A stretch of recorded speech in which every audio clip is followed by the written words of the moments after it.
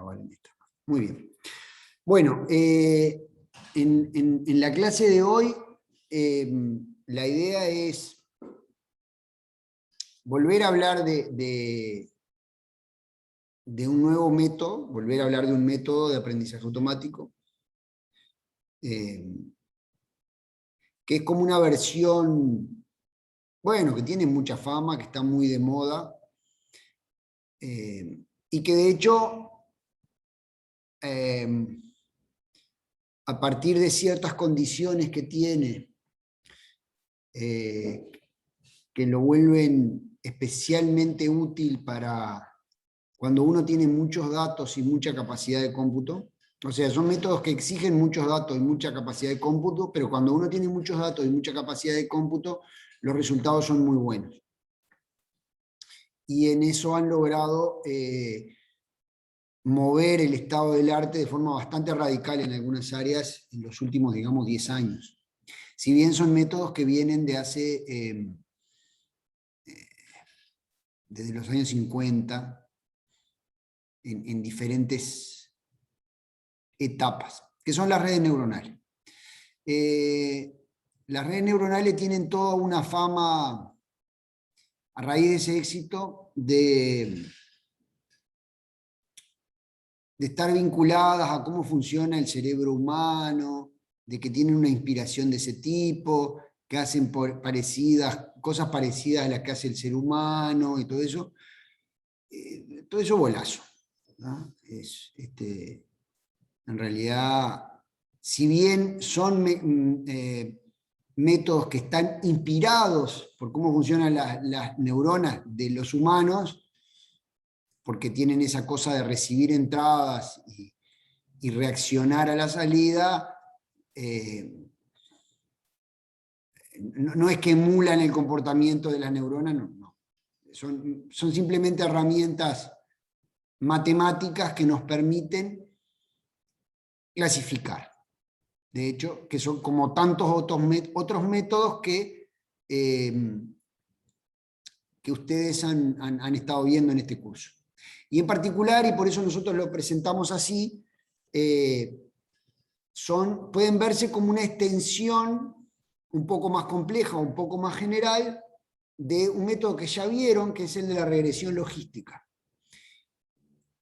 Y utilizan los mecanismos de aprendizaje similares, o los mismos de hecho, que utilizan tanto la regresión lineal como la regresión logística, que fueron los temas que ustedes vieron en las clases anteriores. Entonces, la clase de hoy, lo que yo voy a tratar de mostrar es cómo es el formalismo de las redes neuronales, un enfoque bien teórico, que tiene bastante matemática, que tiene el riesgo de ser horrible de aburrido, pero que está bueno, nos parece como docentes del curso, que ustedes entiendan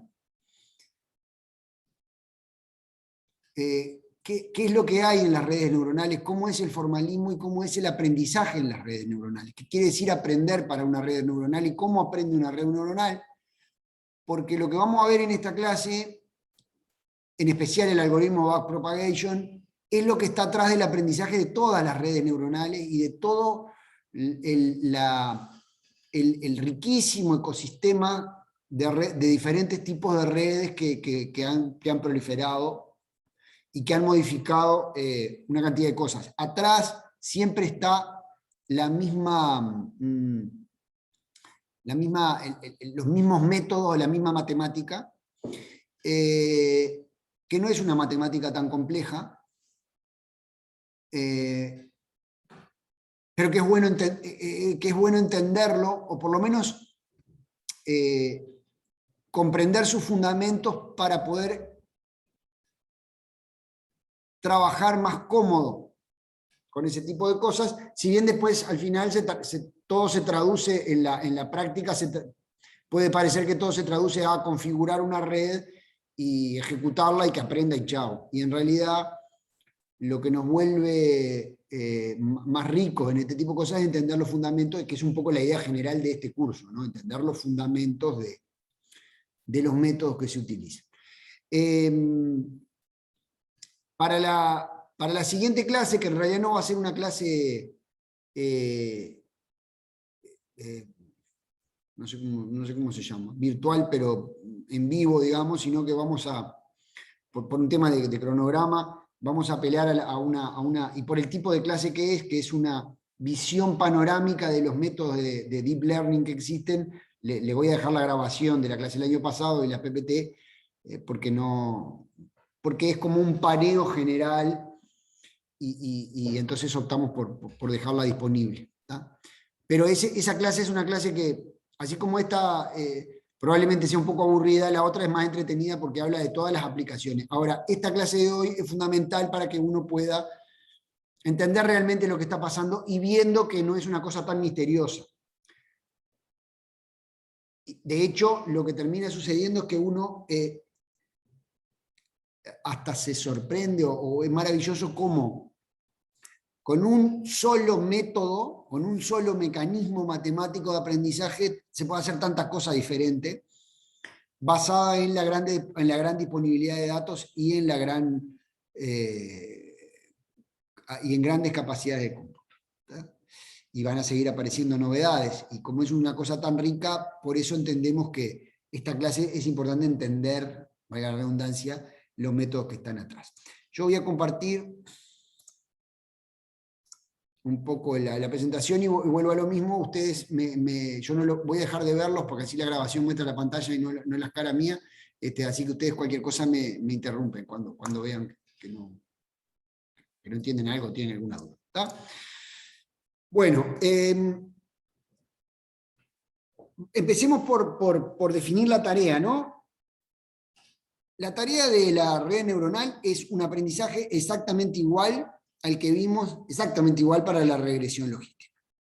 ¿Tá? Tengo una tarea de aprendizaje supervisado, un vector de entrada x1, xn, ¿tá? Como habíamos visto siempre hasta ahora, con n atributos, y busco construir una hipótesis h que va a partir de esos atributos y me devuelve un número real, que suponemos real, que predice la salida i, un número i que predice la salida. ¿Tá? A partir de un conjunto de entrenamiento, nada nuevo. El problema del aprendizaje en las redes neuronales consiste en aprender los parámetros θ a partir de un conjunto de entrenamiento que tiene m elementos y donde cada par x es una instancia de entrenamiento. ¿Tá? Esto es exactamente lo mismo que habíamos visto con la regresión logística, con la regresión lineal, perdón.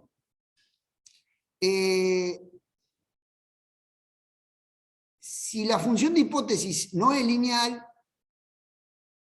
¿tá? Sabemos que podemos utilizar atributos no lineales, combinarlos como lo vimos con la regresión, pero el problema es que eso nos va a hacer crecer mucho la cantidad de parámetros que podemos hacer. Es decir, este problema es el mismo de una regresión lineal o de una regresión logística, según el tipo de problema que queramos resolver, según lo que sea CI.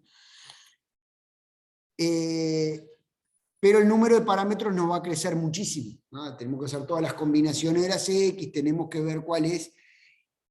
Las redes neuronales lo que permiten hacer es aprender hipótesis que son mucho más complejas que la regresión logística, o la regresión lineal, que son no lineales, en realidad como la regresión logística, más que como la regresión lineal, la regresión logística, que son no lineales.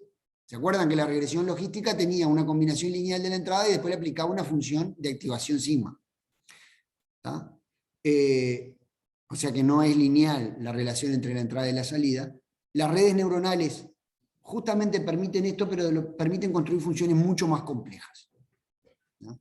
Y al tener hipótesis, al permitir construir hipótesis, un espacio de hipótesis mucho más complejo, permite reconocer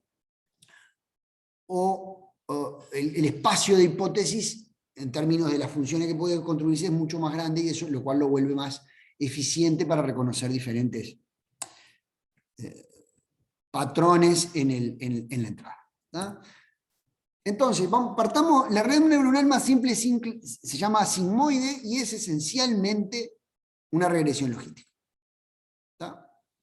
Una unidad sigmoide es una red neuronal con una sola neurona, aunque el término más usado es unidad sigmoide porque neurona nos lleva a que funcione como una neurona humana, cuando en realidad es sencillamente esto que estamos viendo ahí.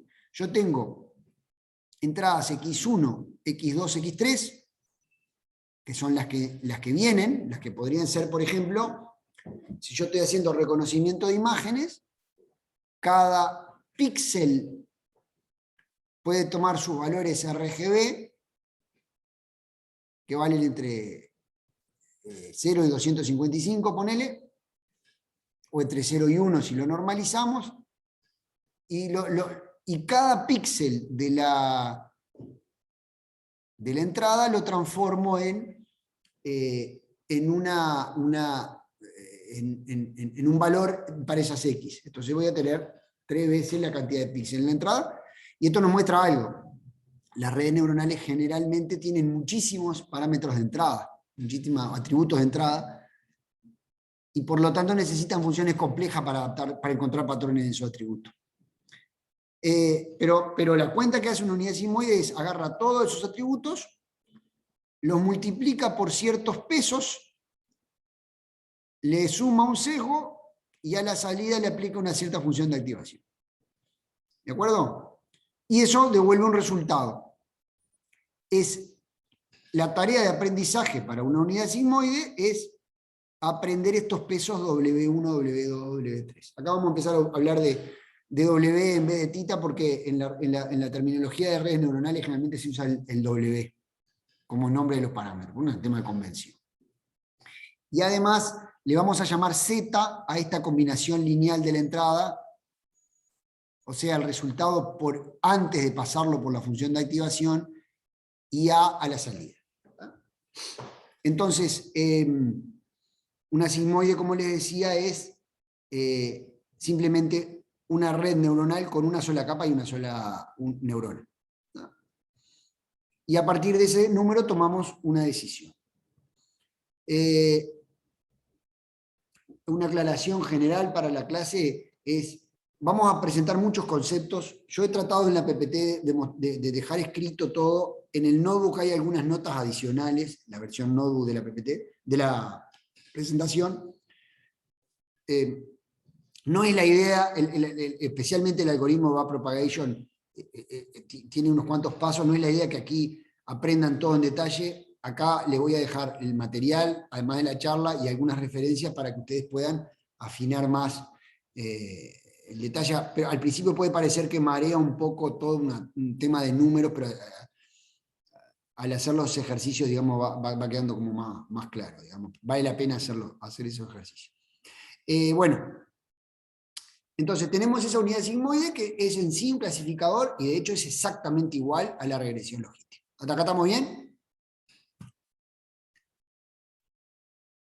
¿Cómo representamos esto? Y acá vamos a empezar de entrada introduciendo, y yo por eso les recomendaba que repasaran un poquitito de álgebra y de la parte de álgebra lineal. Vamos a representarla de entrada como un vector, en formato vectorial, porque esto nos va a simplificar muchísimo las cuentas y a salir, como dice Michael Nielsen, del infierno de los subíndices. Yo represento a X, que son n entradas que tengo acá, la voy a representar como un vector columna X.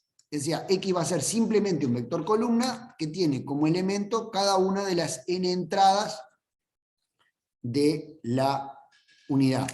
En este caso, por ejemplo, los píxeles. Y además, eso lo vamos a llamar, a ese vector también lo vamos a llamar A supra 1, porque es, y ahora después vamos a entender bien por qué esto toma otro sentido, es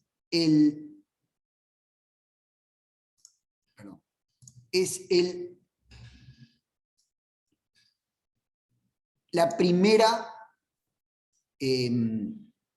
capa de mi red neuronal. Es decir, en mi red neuronal, esta que tiene solo una neurona, esto es la primera capa. Siempre la primera capa es la entrada de la red neuronal. ¿Se entiende? Entonces, a ese vector lo vamos a llamar AD1, que es lo mismo que X. ¿Sí? Y nuestra función de hipótesis para esta, o sea, que es la cuenta que va a ser la red neuronal, recuerden, la red neuronal lo que hace es una cuenta, y a partir de eso toma decisión. Dice, bueno, mi hipótesis o la A2, que sería esta segunda capa, que solo tiene esta neurona, la segunda capa solo tiene la neurona esta, es el primer componente de A, que es A1 de 1 o X1, multiplicado por el primer peso de la capa asociado a la capa 2, más el segundo componente asociado a la capa, al segundo peso de la capa 2, y así con cada uno, más un valor de sesgo. ¿Tá? Pero esto queda como, y a todo eso que me da le aplico una cierta función G de activación, que en principio podemos pensar, por ejemplo, que es la sigmoide. ¿Ah? Le aplico la sigmoide, que me lo lleva a valores entre 0 y 1. Si yo eso lo expreso en una formación vectorial, me queda mucho más sencillo, porque simplemente la segunda capa es la función de activación aplicada a Z. ¿Recuerdan que esto lo habíamos llamado Z, esta combinación lineal? Y donde Z es la matriz de pesos de la capa 2, producto interno X, más el sesgo, que es exactamente esto. Esto que tengo acá es exactamente esto, ¿no? Es decir, el producto interno del vector de pesos por X más el sesgo. ¿Tá? Y acá notemos algunas cosas interesantes que nos van a servir para adelante y que después nos pueden marear, que es, fíjense que el vector, perdón, acá no debería decir W1, debería decir W2, está mal. El vector se llama como la capa de destino, porque acá, este es el peso para un valor que va entre la capa 1 y la capa 2, que son estos W1, W2, W3, ¿no? Los pesos se llaman el supraíndice indica la capa a la que llega, esta es la capa 2, y este índice me dice, y acá es importante porque es una convención que hay que tener claro, es, este 1 indica de todas las neuronas que tengo en esa capa, en la capa 2, ¿a cuál llega? Acá solamente va a llegar a la capa 1 porque es la única neurona que hay, a la neurona 1 porque es la única neurona que hay. Y el segundo subíndice indica de qué neurona de la capa anterior viene. ¿Tá? Esto marea al principio para que tenerlo claro, porque si no después es un enredo de la cuenta. ¿Tá? El peso W12 quiere decir el peso asociado a la al valor que tiene la salida, por el que se pondera la salida de la capa 2, de la unidad 2 de la capa 1, llegando a la unidad 1 de la capa 2. Y eso lo multiplica por la activación de la neurona. Entonces, que en este caso va a ser el valor de entrada. Ahora después lo vamos a ver uno a uno ejemplos más. ¿Tá? Y acá, fíjense que esto, G, es la función de sigmoide, pero en realidad esto que me da acá, en este caso, es un número solo. Pero yo podría tener más de una neurona de salida. Este G es una versión generalizada de la función de activación que dice, bueno, si yo tengo un vector de 10 componentes, G de ese vector quiere decir aplicarle la función de activación a cada uno de los componentes. ¿No? Eso en general. ¿Por qué yo hago tanto lío de generalización cuando en realidad tengo solo una neurona? Bueno, porque justamente esto es lo que me permite generalizar el comportamiento. Ahora lo vamos a ver. Estos comentarios que tengo acá es lo que acabo de explicar. ¿Tá?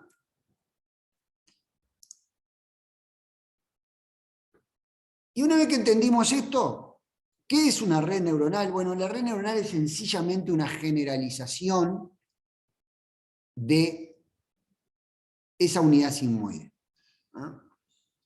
Yo en cada capa tengo la entrada, esta es la capa 1, tengo más de una neurona posible en cada capa, tengo un cierto número de capas, y al final tengo una o más neuronas o unidades de salida. ¿Qué es lo que tienen estas redes neuronales? ¿Qué es lo que no tienen estas redes neuronales? Bueno, estas redes neuronales no tienen transiciones entre una capa y otra capa que no sea la siguiente, o sea, no hay un X1 que alimente a esta neurona, y además no tengo transiciones o pesos que vayan para atrás, ¿de acuerdo? Por eso se llaman redes feed-forward, que son las redes clásicas, digamos. Después van a ver que aparece una cantidad de variantes, pero la red clásica es una red feed-forward, donde siempre yo voy de una capa a la siguiente, y eso va a ser muy importante para el aprendizaje. Entonces, nosotros generalizamos el caso anterior, ¿tá? Y decimos, bueno, en esta red yo la represento igualito que la anterior, con vectores. Tengo la primera capa A1, que son los X, ¿de acuerdo? Es esta primera capa. Y cada capa representa, cada vector A supra J, representa a las neuronas que están en la capa J. Esta es la capa 2, podría haber una capa 3, una 4x4, hasta la capa final. ¿Y cómo la calculo? La calculo como, para calcular los valores de activación de salida de cada una de las capas, voy avanzando hacia adelante en la red. Entonces yo digo, bueno, tengo la primera capa que es X1, XN. Para obtener los valores de esta capa, lo que digo es, bueno, multiplico, como mostré hoy, los pesos que entran a cada una de las neuronas, la salida de la capa anterior, que entra a cada una de las neuronas, multiplicada por el peso correspondiente. Entonces yo tendría que hacer esa cuenta para esta neurona, para esta neurona, para esta neurona. Pero como yo estoy trabajando con notación vectorial, lo que digo es, multiplico la matriz de pesos correspondiente a la capa J por la salida de la capa anterior y le sumo el sesgo de la capa J. Y eso automáticamente me calcula los valores de activación de la capa correspondiente. Entonces, por ejemplo, para obtener los valores de activación de esta red, y los valores de activación de la última capa, que se llama capa de salida, son los valores de la hipótesis expresados por la red neuronal. Entonces, la capa 3, por ejemplo, si yo quiero saber la activación de la capa 3, lo que hago es la sigmoide aplicada a Z de 3, y Z3, ¿qué es? Es la matriz de pesos 3 por la salida de la capa 2 más el sesgo de la 3. Y eso me da los valores de salida de la red neuronal en general. Y con esto, dada la entrada, sabemos lo que nuestra red va a dar como salida. ¿Ok? Entonces, esta es la definición de la versión general de la matriz de pesos, y otra vez la misma, van a ver que son exactamente la misma lógica. Esto quiere decir, es una matriz, acá muy importante que lo recuerden, es la matriz tiene tantas filas como neuronas hay en la capa J, o sea, en la capa de destino. Si en una red neuronal yo tengo 4 neuronas en una capa y quiero calcularla, esto va a tener 4 columnas. 4 filas, perdón. ¿Tá? Y tantas columnas como neuronas hay en la capa anterior. Si en la capa anterior había 3, esto va a tener 3 columnas. Cada una de ellas me va a decir cuál es el peso asociado a por qué valor tengo que multiplicar la salida de la capa J más 1 en la posición 2 para poder calcular el valor de activación de la neurona 2, pero de la capa J. Este mareo de J y I, ustedes después lo leen tranquilos y hacen algunos ejercicios, no es tan complicado. Es enredado, pero no complicado. es esto, ¿no? Cada valor W y sub K, supra J, debe ser el peso asociado a la iésima neurona de la capa J, correspondiente a la entrada proveniente de la késima neurona de la capa J menos 1. ¿Tá? Y adicionalmente tenemos un sesgo asociado. ¿Tá? Entonces, supongamos que nosotros tenemos, acá hay un ejemplo, una red con 2 entradas y 3 unidades en la primera capa. ¿Tá? Nuestra matriz de peso W2, o sea, la que calcula la segunda capa, acuérdense que la primera capa no hay W1, siempre empieza por W2 porque es la capa destino, es una matriz que tiene 3 filas, ¿tá? Porque hay 3 unidades en la primera capa, por 2 columnas, porque tengo 2 entradas. No, perdón, acá, en la primera capa oculta, perdón, dije mal. 3 unidades en la capa de destino y 2 en la unidad de origen. Entonces yo voy a tener 3 filas y 2 columnas. ¿De acuerdo? Y una matriz de sesgo con 3 filas y 1 columna. Entonces yo, al hacer esta cuenta, W de 2 por A de 1, o sea, la entrada más B de 2, ya con eso tengo el Z de la segunda capa. ¿Tá? Luego, el proceso de calcular los valores de salida de cada capa y utilizarlo como entrada para la siguiente hasta obtener el valor final es lo que se llama forward propagation. ¿Tá? Forward propagation es simplemente calcular qué te va a dar la red neuronal como salida, partiendo de la entrada y haciendo las cuentas. Acá, como ustedes ven, mucho cerebro, pero acá en realidad siempre lo que se trata es hacer una función bastante complicada en la que se multiplica una matriz por un vector, se le suma un sesgo, se le aplica la sigmoide. Con esa salida lo tomo como entrada para la siguiente capa, hago lo mismo y siempre lo mismo, hasta que encuentro la salida. Es hacer cuentas. Y acá es donde entran a jugar la GPU. ¿Por qué las GPU se hicieron tan famosas con las redes neuronales? ¿Por qué uno prácticamente que es imposible no entrenar una red neuronal grande sin GPU? Porque la GPU lo que permite hacer es paralelizar operaciones. ¿Tá? Y las matrices son especialmente adecuadas para paralelizar multiplicaciones de matrices. Las redes neuronales son especialmente adecuadas para paralelizarla porque están basadas en multiplicación de matrices. Y al ser multiplicación de matrices, esencialmente son multiplicaciones de matrices, son fáciles de paralelizar. ¿Tá? Y por eso no es casualidad que la GPU se usaran originalmente para los juegos, porque los juegos indican procesamiento rápido de imágenes, y el procesamiento rápido de imágenes también es esencialmente multiplicación de matrices. Entonces, por eso las GPU son tan importantes para la inteligencia artificial. En realidad son muy importantes porque permiten paralelizar la multiplicación de matrices. Y ese es el jeito de la GPU. ¿No? Ahora vamos a ver algún ejemplo. ¿Hay alguna duda hasta acá? Capaz que marea un poco tanto índice y supraíndice, pero bueno, ¿qué voy a hacer? Pero la idea grande acá es que nosotros vamos propagando hacia adelante el valor de una red neuronal para obtener un resultado. Cuando lo hacíamos con la regresión logística era una cuenta mucho más sencilla, acá se vuelve más compleja, pero la cuenta es más o menos la misma. Nada más que hecha muchas veces.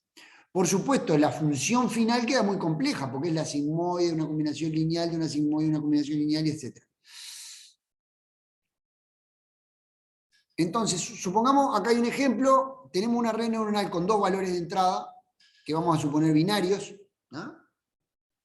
Y queremos una red que calcule el OR lógico.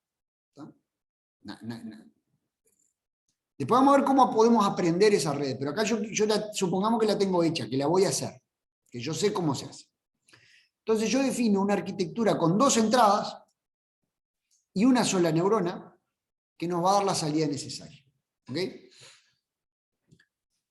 Vamos a comprobar que una matriz que tenga como pesos 20, 20 y como sesgo menos 10 va a computar la función que queremos. ¿Y cómo hacemos esto? Bueno, primero vamos a ver, por ejemplo, para la entrada 0, 0, ¿sí?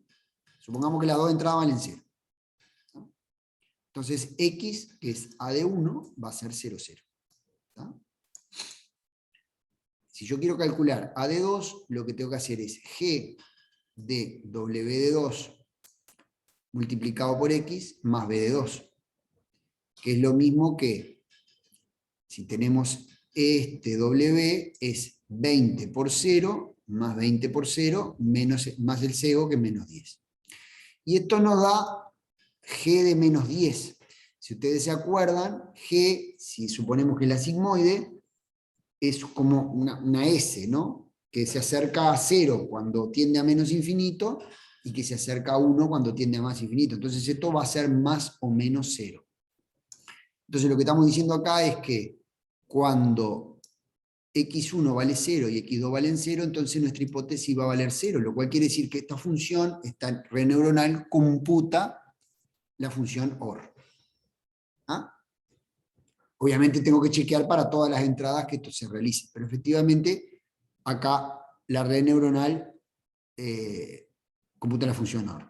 Si yo quiero hacer algo un poquito más complicado, supongamos que yo quiero definir una red neuronal para calcular la función XNOR, es un poco más complicada, que no la puedo hacer con una sola neurona, y esto fue porque no se puede calcular como combinación lineal. Esto fue todo un descubrimiento. Inicialmente las redes neuronales empezaron con el perceptrón, que era una combinación lineal de las entradas, sin la parte de la sigmoide, y con una sola capa, y fueron como la gran revolución o la gran idea de la inteligencia artificial, hasta que vinieron Papert y ¿cómo se llama? Simui y Papert, que mostraron que no se podía, que había funciones que no se podían computar, por ejemplo, XOR, con una red neuronal, con una unidad perceptrón, y eso hizo caer mucho la ilusión respecto a la inteligencia artificial por allá por los años 70. Es muy interesante la historia. Porque hay funciones que no se pueden calcular con una combinación lineal, pero aquí, si yo pongo más de una capa, puedo llegar a demostrar que con una red neuronal puedo computar cualquier función que se me plantee. Puedo llegar a como hipótesis,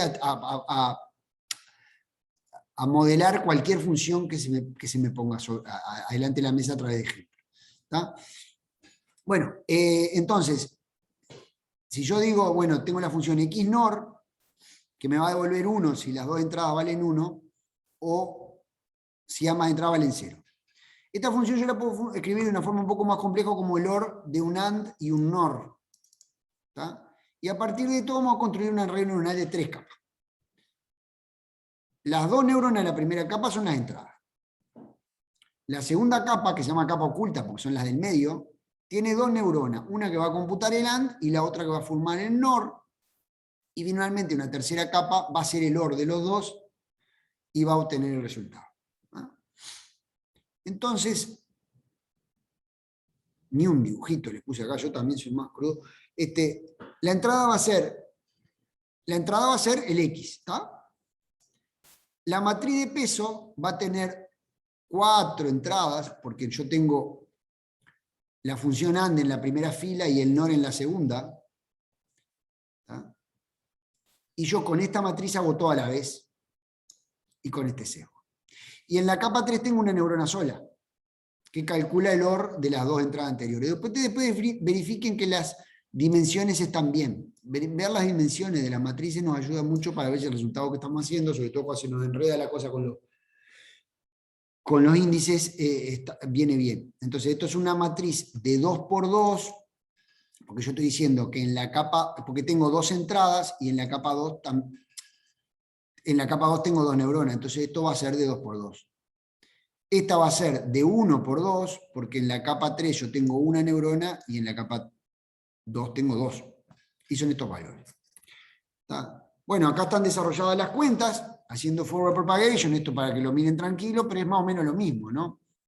Yo calculo, multiplico la matriz, hago el G, y fíjense que acá yo estoy haciendo 2G a la vez. ¿Tá?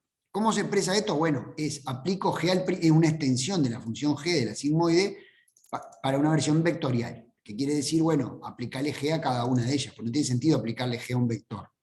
Yo le aplico a cada uno de los componentes del vector y me devuelve 0 y 1. ¿Qué quiere decir esto? Que con una entrada 0, 0, en la segunda capa, que tiene 2 neuronas, la de arriba me va a dar 0, que es el AND, y la de abajo me va a dar el 1, que es el NOR. ¿De acuerdo? Estoy haciendo al mismo tiempo la salida de las dos. Con estos valores de salida como entrada para la única neurona de salida, volvemos a hacer el cálculo y nos da 10, y hacemos G de 10, que es 1.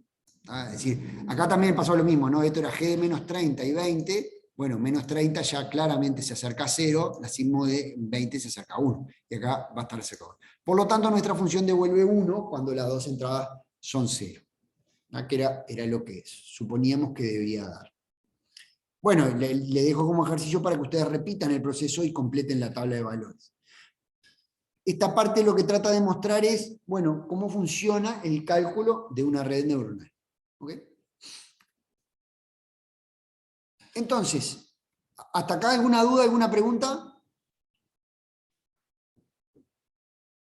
¿Algo que no les haya quedado claro? Hasta acá lo que explicamos es cómo funciona una red neuronal, cómo se hacen las cuentas en una red neuronal. No hemos tenido aprendizaje hasta acá. ¿De acuerdo? Acá no hay aprendizaje, acá simplemente estamos explicando cómo funciona esto. Y acá se ve clarito cómo funciona por capa, ¿no? Yo tengo X, después calculo A de 2, después calculo A de 3. Y así puedo avanzar con todas las capas que yo tenga. ¿Ok?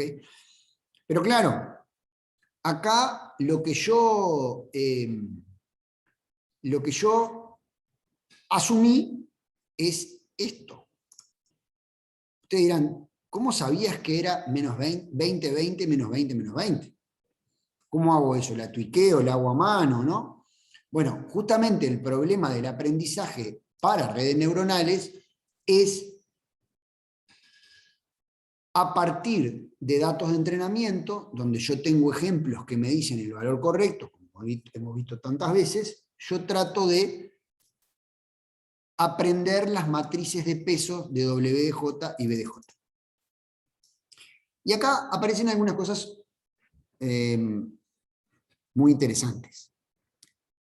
El primero es que, fíjense que yo tengo un peso por cada vínculo que hay entre cada neurona y cada neurona de la capa siguiente. Eso hace que el número de pesos sea enorme. Fácilmente podemos llegar a los miles o millones de pesos a medida que crecen las capas y las unidades.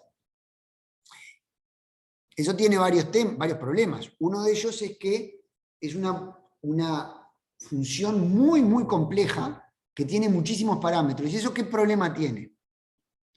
¿Qué problema puede tener una función muy compleja? Si yo tengo una función muy compleja, ¿cuál es mi riesgo?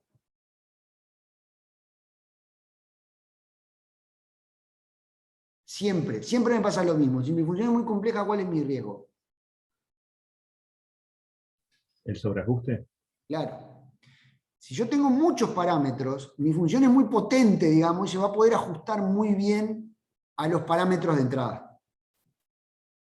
Porque, salvo que tenga muchísimos a su vez datos, pero si yo tengo más parámetros que datos, mis parámetros van a poder predecir, como se acuerdan que pasaba en la regresión lineal, polinómica, pueden ajustar muy bien, o como lo vimos en la parte de metodología, pueden ajustarse muy bien cuando tengo pocos datos. Entonces, las redes neuronales son buenas porque permiten justamente reconocer funciones mucho más complejas que otros métodos, pero la contra es que necesitan muchos datos.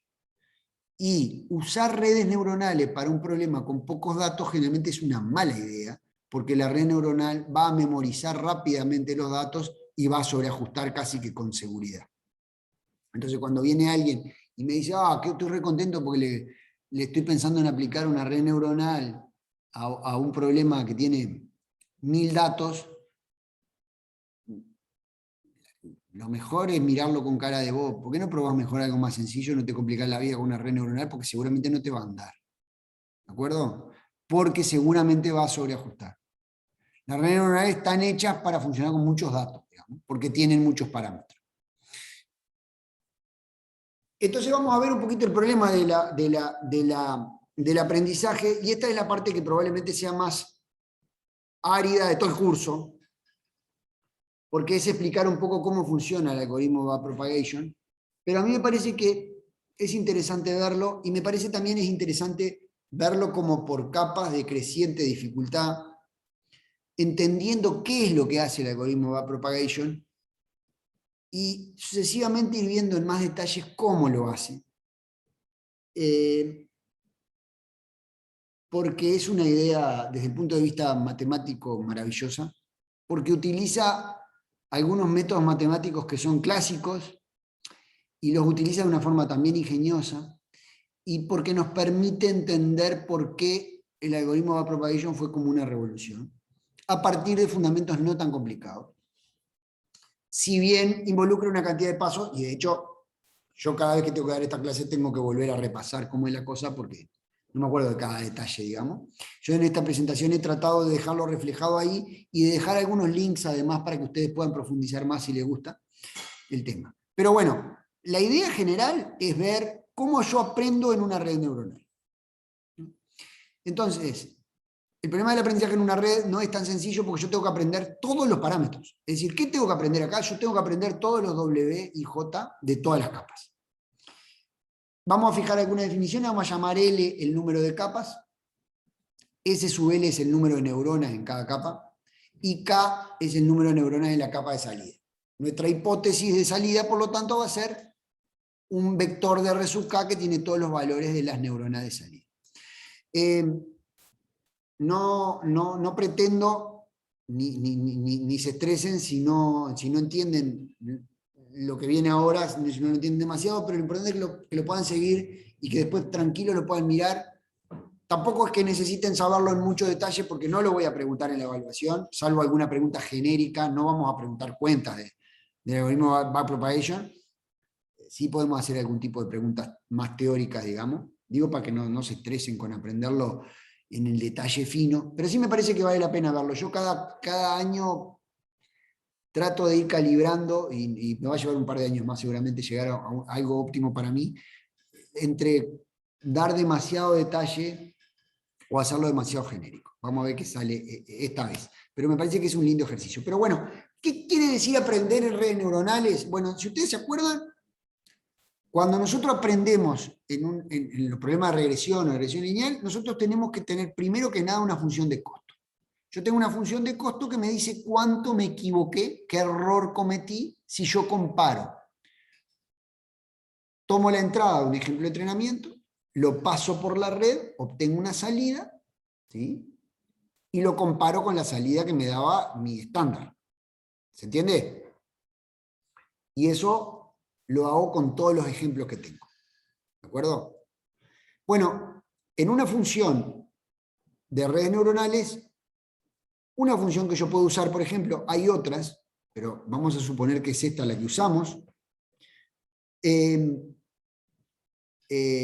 Vamos a usar la función de mínimos cuadrados. La misma función que utilizamos para la regresión lineal. Entonces yo tengo una red que tiene K salidas, tengo un ejemplo I que dice esos valores, ¿no? Yo tengo un ejemplo que me dio, bueno, supongamos que es un one hot y es de entre 5 clases donde tiene un 1 para la clase correcta y 0 para las otras. Y a mí me da ciertos valores en la red. ¿tá? Entonces yo quiero saber el error que cometo y entonces digo, bueno, hago la diferencia entre el valor que tenía, el que dio correspondiente la red, ¿tá? De la capa K, acá le falta un subíndice, de la capa K, ¿tá? Y lo elevo al cuadrado. ¿tá? Entonces, si por ejemplo mi red dice 0 en todas las neuronas de salida y 1 justo en la que también hay 1 en el I, esto va a valer 0. La función de costo va a valer 0. Es decir, yo quiero que la función de costo reducir la función de costo lo más que pueda. ¿Tá? Mi función de costo entonces va a ser la suma de los errores cometidos por cada neurona en la capa de salida, eso promediado entre los m ejemplos de entrenamiento que yo tengo. ¿De acuerdo? Y con este un medio que en realidad no cambia nada y que nos va a hacer más fácil las cuentas después, pero este un medio no, es la mitad, o sea que es lo mismo. Esa es mi función de costo. ¿Está? No sé por qué tiene este menos. ¿Está? Yo puedo suponer que hay otras funciones de costo, pero todas tienen en común lo siguiente, que se pueden escribir como un promedio de los costos de los ejemplos de entrenamiento, ¿sí? Y que además solamente utilizan la salida de la red. No utilizan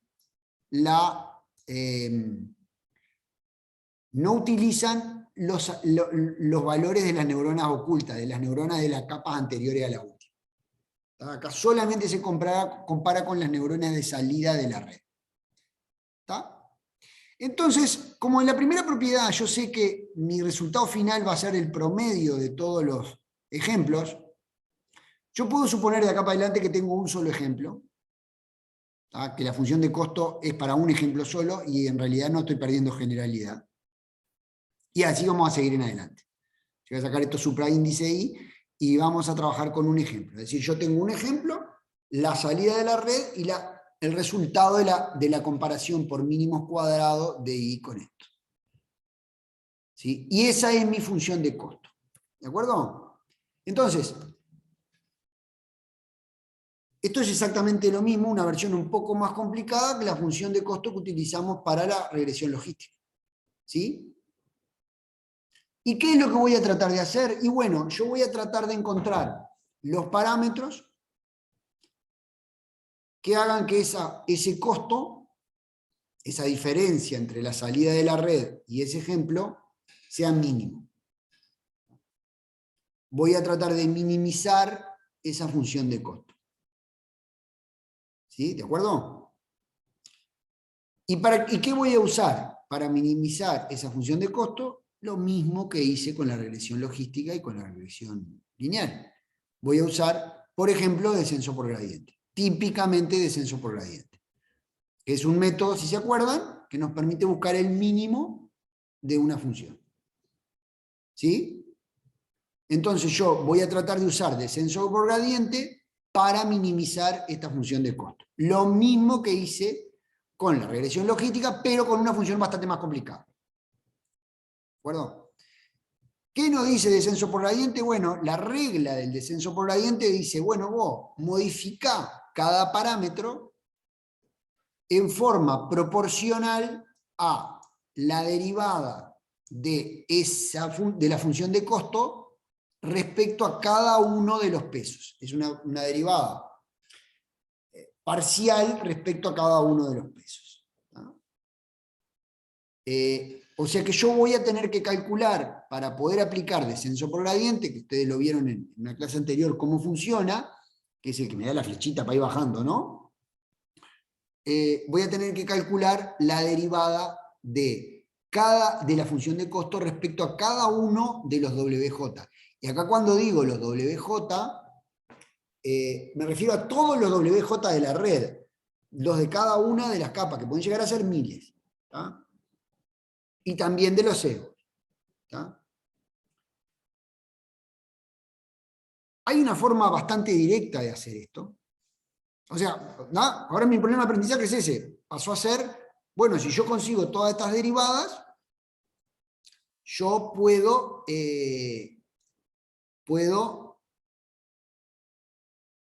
usando descenso por gradiente, minimizar la función. Acá hay un problemita, y es que esta función, a diferencia de la función de la regresión, no es convexa. O sea que yo podría quedarme en algún mínimo local, y después vamos a volver sobre eso, porque es una función bastante compleja la de una red neuronal. Pero bueno, vamos a suponer que esto anda, después vemos un poquito de eso. ¿Está? Entonces yo ahora mi problema es encontrar las derivadas parciales de J respecto a cada uno de las redes. Y bueno, y se acuerdan que yo los mandé a que estudiaran regla de la cadena y derivadas, ¿no? Para repasar el liceo. Cuando yo digo la derivada parcial. Esto es un concepto muy importante. Cuando yo digo la derivada parcial de la función de costo respecto a uno de los parámetros, lo que estoy diciendo es, esencialmente, si yo cambio un poquito un parámetro, ¿cuánto cambia mi función de costo final? Es la definición de derivada. ¿Tá? Si yo cambio este parámetro un poquito, esto me hace cambiar mucho la función de costo. Entonces, justamente lo que yo quiero es, la regla delta lo que dice es, bueno, anda en contra de eso, y cuanto más crezca en una dirección la derivada, más movete en el sentido contrario. Es decir, estoy buscando qué parámetros pesan más en la función de costo y moviéndome más en esa dirección.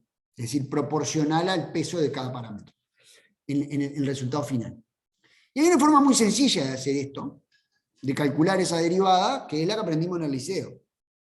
Bueno, no sé si aprendimos en el liceo. Que es, modifico un poquito uno de los parámetros, dejo a todos los otros iguales y cambio y veo cuánto cambia el resultado final. Esa es una forma numérica de calcular, no lo vimos, de calcular la derivada parcial de la función de costo respecto al parámetro. ¿De acuerdo? Yo modifico un poquitito el parámetro de entrada, 0,01, y veo cuánto se modifica la salida. Y así lo hago para cada parámetro. ¿Qué problema tiene eso? ¿Cuál es el problema de eso? ¿Cuál es la dificultad que tiene eso? A ver si a alguien se le ocurre.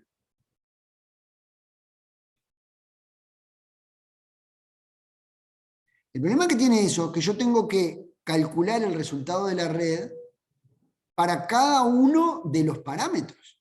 O sea que es horrible de ineficiente.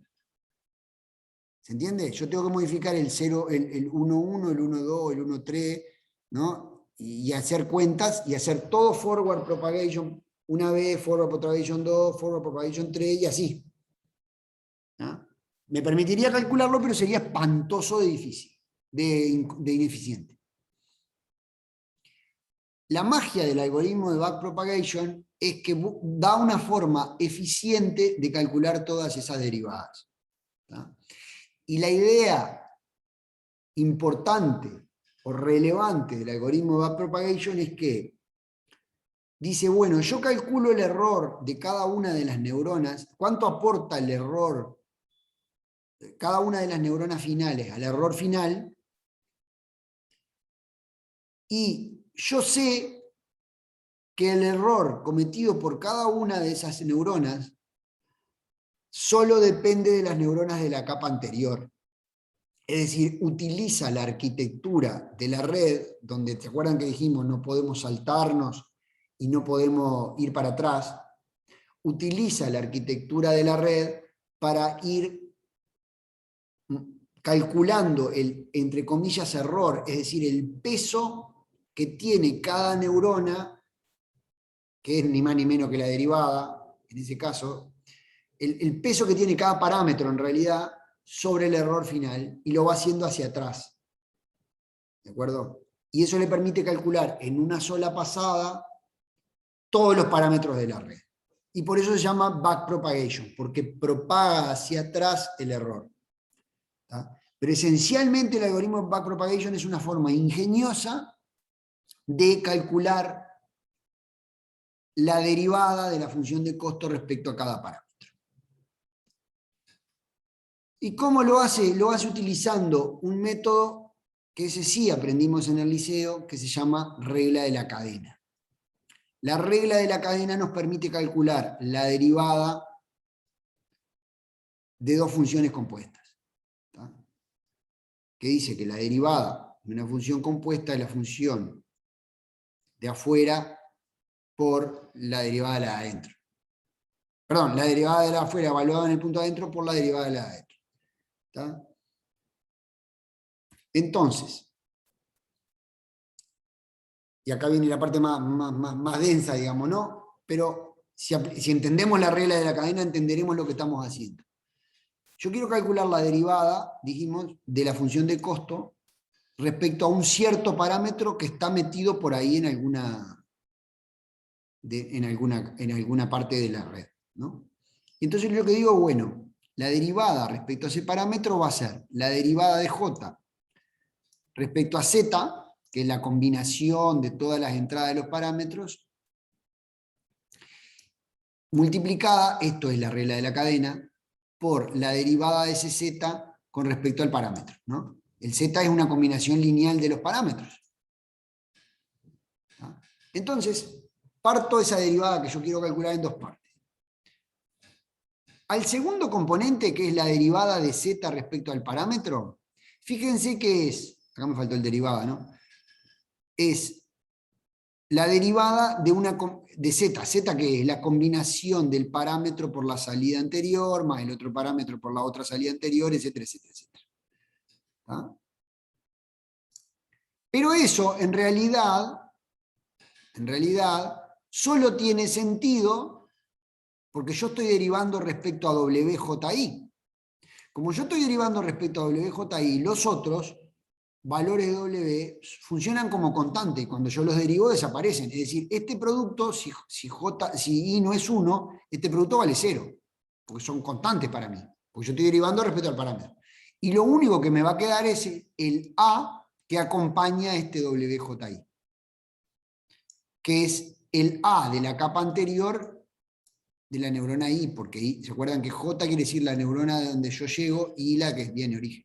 Entonces esto es la activación de la neurona anterior. Entonces, ¿qué estoy diciendo? El crecimiento de la función de costo respecto a un peso depende de la activación de la neurona origen, la neurona de la que salió ese peso. Y lo cual tiene sentido, porque cuanto más grande sea la activación de la neurona anterior, más va a crecer la función de costo final. Ese es uno de los componentes. Nos queda calcular este otro, la derivada de J respecto a la combinación de Z. ¿No? A esta combinación la vamos a llamar simplemente, a esta derivada la vamos a llamar error de la neurona J de la capa L. Ese error cometido es por definición esto, y lo que estamos diciendo es la derivada que nosotros queremos depende de la activación y del error de la neurona. ¿De acuerdo? Es decir, yo para cada peso veo la neurona de la que salió, la neurona a la que llego, calculo cuánto vale la activación, la función de activación de la neurona origen, es decir, si cambia un poquito la activación de la neurona origen me va a afectar en mi salida, y también cuánto es el error que todavía tengo que calcular que comete la neurona de destino. Si nosotros logramos obtener estos valores, ya podemos tener calculada la derivada y por lo tanto podemos aplicar descenso por gradiente utilizando la regla de delta. Nuestra tarea entonces es encontrar este error. Delta de la neurona J en la capa L. ¿Y cómo hacemos eso? Bueno, para hacer eso nosotros hay información que ya tenemos. En el caso de las neuronas de salida, yo sé cuánto valía esa neurona, ¿sí? Y cuánto debería haber valido porque tengo el ejemplo de entrenamiento, ¿de acuerdo? Tengo los valores posta, ¿sí? Entonces,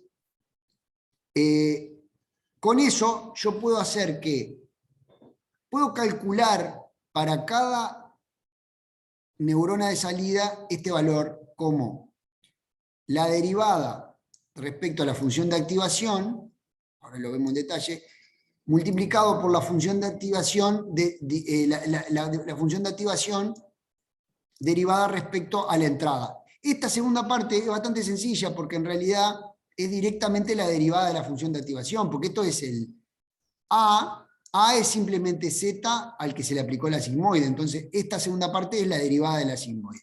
La derivada de la sigmoide tiene como propiedad que vale, propiedad interesante es que vale la propia sigmoide multiplicada por 1 menos la sigmoide. O sea, tengo una forma rápida de calcular esto.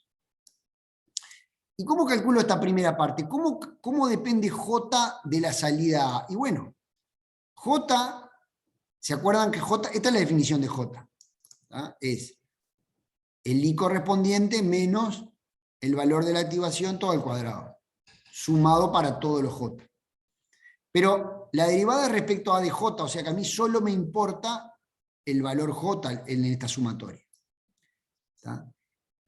Esto me va a dar, aplicando nuevamente regla de la cadena, 2 por I de J menos A sub L de J por la derivada de esto, que es menos 1. Entonces, simplemente se da, y acá se me va el 2 y por eso necesitábamos el 2 para eliminarlo acá.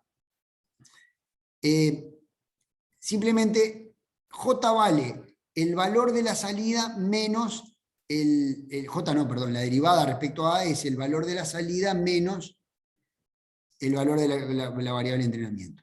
Entonces yo lo que tengo es, lo que yo sé es que en la última capa el error que cometo es sencillamente multiplicar la diferencia entre cada uno de los componentes por la derivada de z.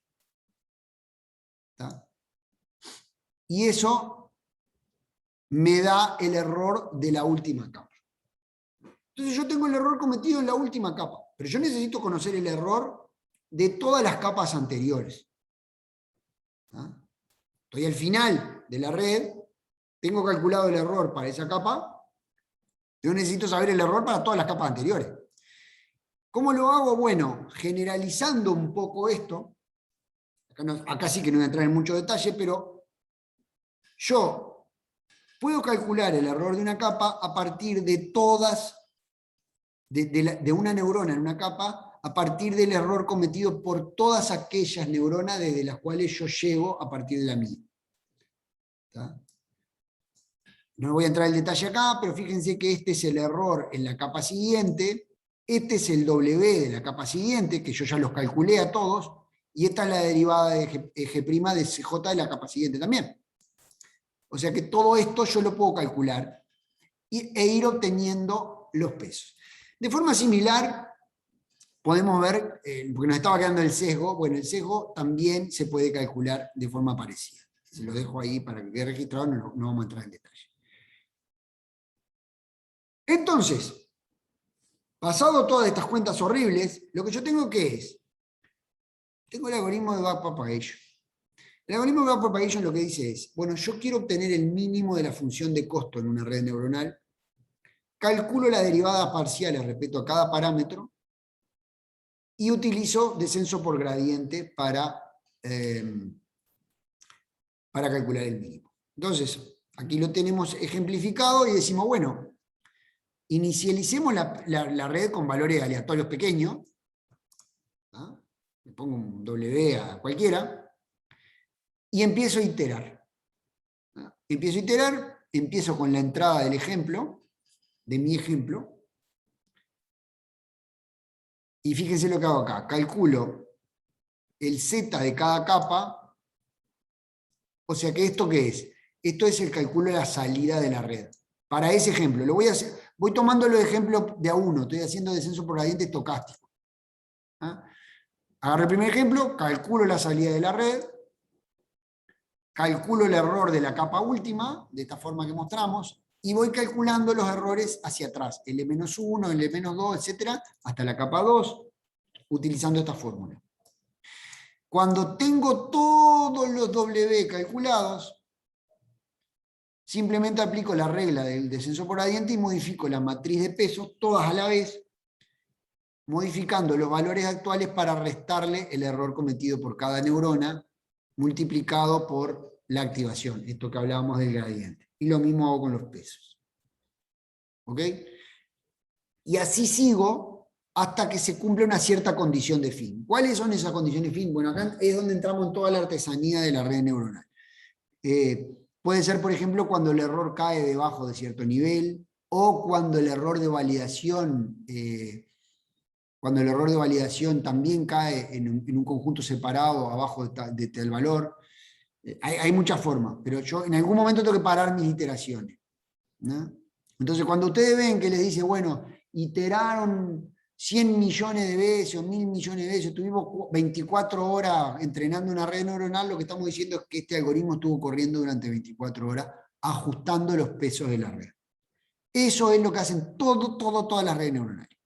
Versiones más sofisticadas de este algoritmo de backpropagation, que es simplemente ajustar los pesos todos de la red, para que la diferencia entre el error cometido en promedio con los ejemplos sea el menor posible.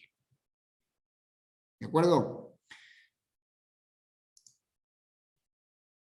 Algunos detalles o algunos comentarios que me parece que vale la pena mencionar es esto que hablábamos de que voy en el orden hacia atrás adelante, que la regla de actualización es similar a la regla de delta, que hay ciertas condiciones de finalización, puede ser que yo itere tantas veces o busco la accuracy de lo que tengo hasta ahora en la red. Y esto es interesante, fíjense ustedes que como este es un procedimiento iterativo, yo puedo entrenar la red por 1.000.000 de iteraciones y eso me da un valor de los pesos de la red. Esos pesos de la red son válidos, yo los puedo grabar en un disco, digamos, por decirlo de alguna forma, y son la red. O sea, yo después puedo seguir mejorándolos, pero con lo que tengo, y por eso uno puede ir evaluando lo que va haciendo en una red periódicamente. ¿Tá? Ver cómo va avanzando su entrenamiento y cómo va bajando la función de pérdida, por ejemplo. Y hay que tener cuidado ahí, porque si está bajando demasiado, ahí puede ser una indicación de que está sobreajustando. ¿De acuerdo? Por eso, cuando uno dice que tiene una red grabada, lo que está diciendo es que tiene un archivo con la matriz de peso, ni más ni menos. ¿De acuerdo? Si yo tengo la matriz de pesos, tengo la red. Entonces yo puedo levantar esa red de disco y la tengo andando. Por eso es tan importante entender que aunque una red lleve mucho tiempo en entrenar, es una cosa que después la puedo levantar y usar. ¿De acuerdo? No tengo que entrenarla cada vez, obviamente. Y acá aparece todo el tema del tweaking de las redes neuronales, porque por ejemplo, y nos permite entender algunos tweaking de las redes neuronales, porque ahí es donde entra a aparecer toda la artesanía de las redes neuronales. ¿Qué quiere decir la artesanía? Y bueno, ¿cuántas unidades pongo en cada capa? ¿Cuántas capas pongo? ¿Qué arquitectura después, al ver acá hay otras variantes, pongo? ¿Qué función de activación uso? ¿Qué función de error voy a usar para ajustar? Y bueno, va a depender un poco y mucho del problema que yo tenga. Tradicionalmente, hay algunos problemas. Por ejemplo, si la activación de la neurona, fíjense que es cercana a 0, o sea, que el valor de A es cercano a 0, cuando yo modifique el parámetro, siempre lo voy a modificar por poquito, porque acuérdense que el W depende directamente de A. Entonces, ahí estamos diciendo que el parámetro está aprendiendo lentamente, o sea, no va a poder progresar muy rápido el aprendizaje ahí porque el valor de A vale 0. Y lo mismo que cuando una función de activación tiene un valor de activación 0 o 1, y estamos usando la sigmoide, por ejemplo, como función de activación, la sigmoide va a dar cerca de 0, entonces también la derivada, la función de ajuste de la regla delta también va a dar cercano a 0, y el parámetro no se va a modificar mucho, nunca. Ahí estamos diciendo que la neurona está saturada. Eso es lo que quiere decir saturar una neurona. Cuando el resultado está dando tan cerca de 1, por ejemplo, que no tiene forma de crecer. Y le puede suceder en las capas anteriores. Y esto hace que en una neurona saturada los pesos van a aprenderse lento. Hay diferentes funciones de activación. ¿Tá? Y acá hay algunos ejemplos de función de activación. Esta es la función logística. Casi no se usa la función logística. Si bien es la que más se usa para enseñar, no se usa porque tiene el problema de que está entre 0 y 1 y tiene el problema de la saturación. Tiene algunas características muy lindas, como que es diferenciable, se puede analizar su salida como una probabilidad. ¿Tá? Pero rápidamente, ya de la época de Hinton y toda esa barra, se recomendaba usar la tangente hiperbólica, que es muy parecida, pero fíjense que va entre -1 y 1, lo cual hace que sea más difícil saturar.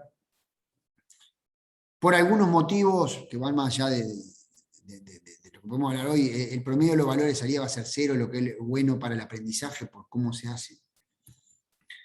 Y esta es la más popular hoy en día, que es la ReLU, que es una función que no es muy divertida, ni siquiera es diferenciable en todos sus puntos, pero funciona muy bien. Y él funciona muy bien en una cosa tan moderna como las redes neuronales, donde todos sus fundamentos matemáticos, no está completamente estudiado todas sus características matemáticas, hay muchas veces donde en las redes neuronales dicen no sabemos bien por qué funciona, pero funciona. Eso lo van a ver varias veces. Por ejemplo, fíjense que la función no está garantizado que encuentre un mínimo, el descenso por gradiente, porque la función es tan compleja que puede tener muchos mínimos. Pero en los hechos funciona bien. Es decir, probablemente, y ahí hay mucha literatura intentando explicar esto, probablemente porque tiene muchos mínimos pequeños,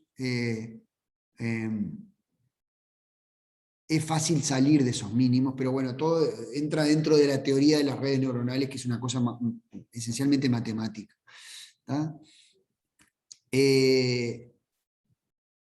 Podemos generalizar, utilizar, si nosotros queremos interpretar esto como clasificar entre más de una clase, bueno, sencillamente hacemos esto que yo les decía hoy, de, bueno, mis ejemplos son de este tipo. Si yo le digo que es de clase 4, esto es así, si es clase 3 es así, 2, etc.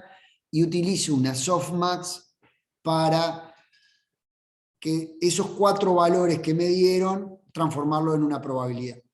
Digamos, acá hay un ejemplo, digamos, ¿no? Que es aplicar la definición de softmax, que lo que me dice, bueno, al final mi red dio esto, si yo lo quiero usar como una probabilidad, porque yo sé que uno solo de los 4 es válido, lo quiero transformar en una probabilidad, entonces, bueno, le cargo la probabilidad, utilizo la softmax para repartir esa masa de probabilidad 1 entre los 4 componentes. Acá estábamos hablando de que no es convexa, entonces la forma de zafar de los mínimos locales hay varios piques, digamos, ahí. Por ejemplo, inicializar los parámetros. Por supuesto no lo podemos poner a todo al principio a 0, porque si no se actualizarían todos iguales. Es inicializarlos en valores aleatorios pequeños, para que las funciones de hipótesis sean más suaves. Esto es lo que yo decía, son hipótesis más suaves al comienzo, no tienen saltos muy grandes, y entonces uno disminuye el riesgo de quedar atrapado en un mínimo local. Al utilizar descenso por gradiente, una forma puede ser también mejorar en la regla de actualización, agregarle un momentum que diga, bueno, depende de mi actualización anterior para que yo pueda ir acelerando el aprendizaje. También pensando en superar mínimos locales. Utilizar descenso por gradiente incremental, es típico utilizar descenso por gradiente incremental. Si bien no nos garantiza ir en la dirección más directa, lo que tiene es que puede ayudar en la velocidad, ni que hablar que ayuda en la velocidad de convergencia, digamos, y en la velocidad de procesamiento, porque si no tendría que procesar todos los ejemplos, y además tiene algunas características que permitirían ayudar a zafar de los mínimos locales. Hay alguna forma de, bueno, hacer varias pruebas, digamos, como forma de evitar los mínimos locales, es probar con diferentes valores de peso iniciales y quedarse con el mejor sobre un cuerpo de validación separado. Y finalmente, esto es el método tradicional de cálculo de las derivadas. El método backpropagation tiene el problema de que, como ustedes ven, es un poquito engorroso, digamos, en su caracterización, y es muy fácil cometer error y no darse mucha cuenta. La recomendación es hacer gradient checking en algún momento cuando uno lo está implementando, si es que va a implementar backpropagation, que es, bueno, hacemos la cuenta esta que yo les decía, la cuenta fácil pero ineficiente, que es incrementar un poquito en un épsilon el W de pesos para cada uno, y calcular a mano la derivada para ver que nos esté dando bien el backpropagation. Esto es en términos de desarrollo. Y finalmente, como forma previa como forma de introducir lo que es la clase que viene, hay un aspecto que es súper interesante de las redes neuronales, que es esta. Ustedes fíjense que yo acá tengo una red neuronal que recibe como entrada un valor donde hay un 1 en una entrada y un 0 en las otras, por cada número, y devuelve lo mismo. Es decir, es una red que aprende a aprender la identidad. Una red absolutamente inútil porque aprende aprender a resolver la identidad. Pero no es tan inútil, porque lo que sucede acá es que esta red, para resolver eso, tiene que arreglarse para con 3 neuronas intermedias aprender los pesos adecuados para mapear uno tiene que pasar con 3 neuronas por el medio. ¿De acuerdo? Entonces nosotros podemos ver qué pasa con esa red. ¿Qué pasa con esa red cuando yo le doy como entrada un 1? ¿Y qué es lo que notan algo raro? Estos son los pesos de cada una de las neuronas del medio. ¿Ustedes notan algo en los pesos de esa red que les parezca llamativo? ¿Están ahí? ¿Se fueron todos?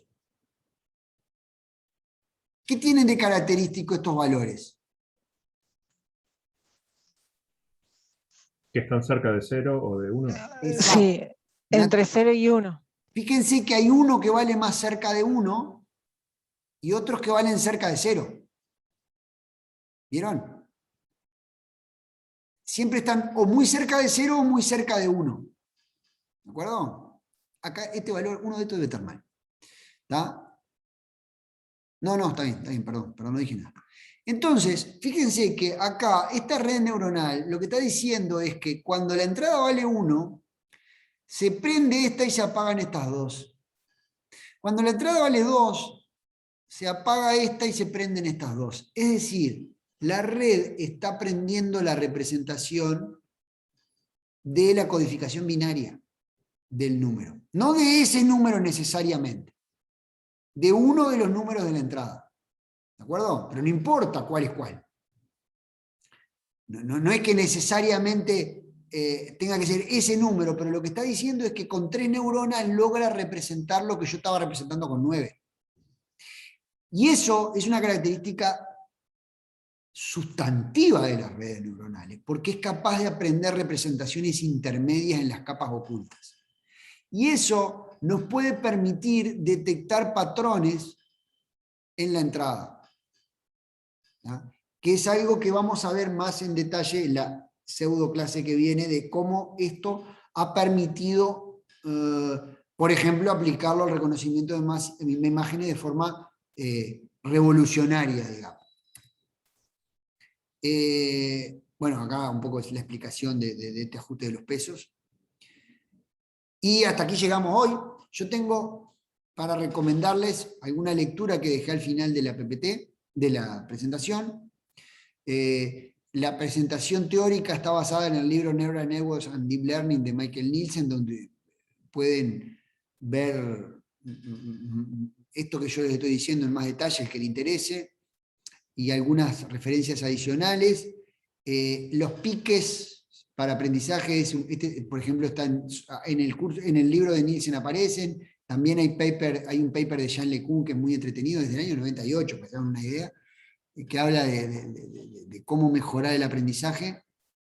Y no me canso de recomendar los videos de 3Blue 1Brown sobre redes neuronales, donde explica esto que yo les dije tan aburrido, lo explica de forma bastante entretenida, digamos, yendo de lo más general a lo más particular y explicando cómo aparecen las redes. Me parece un material sumamente valioso, sumamente entretenido además, que nos permite entender qué es lo que está pasando, porque después que uno, y ojalá que en la clase sobre Deep Learning esto funcione, pero porque después que uno más o menos entiende de qué viene lo de backpropagation, hay una cantidad de cosas que parecen mágicas que le dicen, bueno, pues en realidad lo que está pasando acá es esto.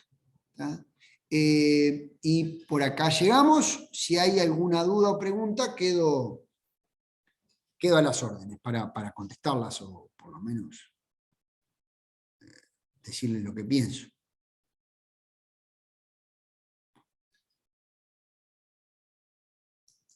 ¿No hay preguntas? Bueno, si no hay preguntas, espero no haberlos anonadado. Ya les digo, Deep Learning no va a haber una clase, vamos a dejar el material y el link en EVA, y volvemos, creo que vuelve Diego el lunes, no me acuerdo bien, pero está en el EVA va a estar. y bueno, nada más.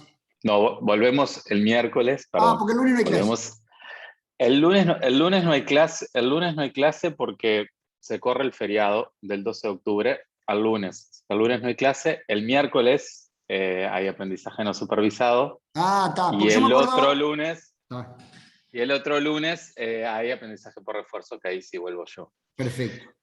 Sí, yo me acordaba que me vos. tocaba el miércoles, pero no pensé que era que el lunes ibas vos. Ahí va, perfecto. Igual ahora, como verán, ya estamos todos. Las clases que quedan son fáciles porque Guillermo dio lo más complicado del año. Todavía no sé si entiendo bien yo, transmitirlo menos. Bueno, reitero lo que le dije al principio. La idea de esto, de la parte de Bad Propagation, no es que lo sepan en detalle para la evaluación, digamos, sí los conceptos, sí la parte, puede haber algún ejercicio también, ustedes lo pueden ver en el práctico, de cómo funciona una red y calcular. No le vamos a pedir que hagan backpropagation en la prueba, pero sí nos interesaba mucho entender un poco de dónde viene todo esto. Bueno, muy bien. Gracias, que pasen bien. Gracias a ti. Gracias. Hasta luego. Chao. Chao.